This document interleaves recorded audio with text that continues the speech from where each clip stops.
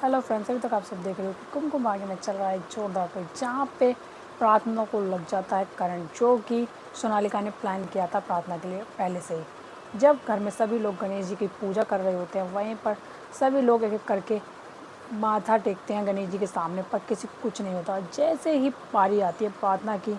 पूजा की थाल रख कर माथा टेकने की, तभी वहीं पर वो स्विच ऑन कर देती है और प्रार्थना को लग जाता है बहुत ही ज़ोर से करंट। और जैसे ही उसे करंट लगता है तो शिवांश उसे बचाने की पूरी कोशिश करता है और वहाँ से एक टॉवल लेकर प्रार्थना की जान बचा लेता है। वहीं पर वो बेहोश हो जाती है और प्रार्थना को बचाने के लिए शिवांश जल्दी से जल्दी डॉक्टर को बुलवाता है घर पर।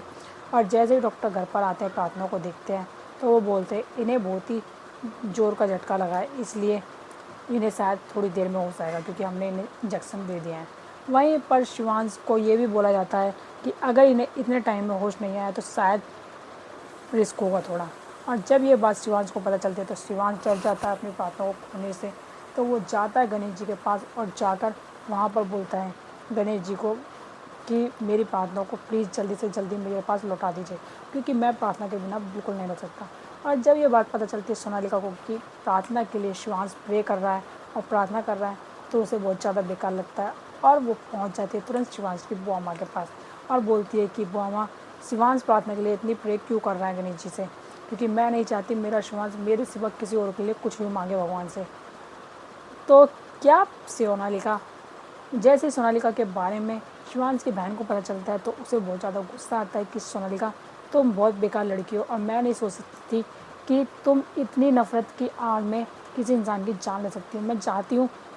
कि तुम प्रार्थना से नफ़रत करो, पर ये नहीं कि तुम उसे जान से मारो, तुम उसे घर से निकालो, उसे उल्टा सीधा बोलो, कुछ भी करो, पर तुम्हें उसकी जान नहीं लेने सकेंगे, कि तुम्हारा उस पर कोई हक नहीं है कि उसकी जान। तभी वो उससे बोलती है कि मैं तुमको जितना अच्छा समझ रही थी सोनालिका, पर तुम तो बहुत ही ज़्यादा बेकार हो, इसलिए मैं तुम्हारा साथ अब नहीं दे सकती। वहीं पर जैसे ही सोनालिका को पता चलता है कि शायद शिवांश की बहन भी अब सोनालिका को छोड़ प्रार्थना के साथ है, तो वो थोड़ा डर जाती है और फिर से एक्टिंग करने लगती है अपनी मासूमियत और भोलेपन की, और बोलने लग जाती है कि शायद मुझसे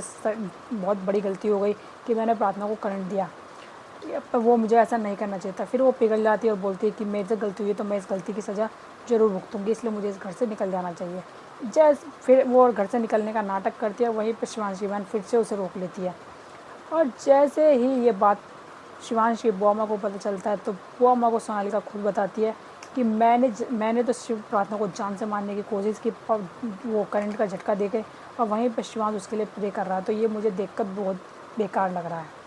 तब अब ये सब चीज़ें पता चलने के बाद शिवांश की बुआ को, तो शिवांश की बुआ माँ क्या करेगी, और अगर ये बात शिवांश को पता चलेगी कि उसकी प्रार्थना को किसी और ने नहीं बल्कि सोनालिका ने जान से मारने की कोशिश की है, तो शिवांश क्या करेगा। तो आगे देखने के लिए बने रहें कि कहानी में क्या नया ट्विस्ट आने वाला है। तो वीडियो को लाइक करें, सब्सक्राइब करें एंड बेल आइकन दबाना बिल्कुल ना भूलें।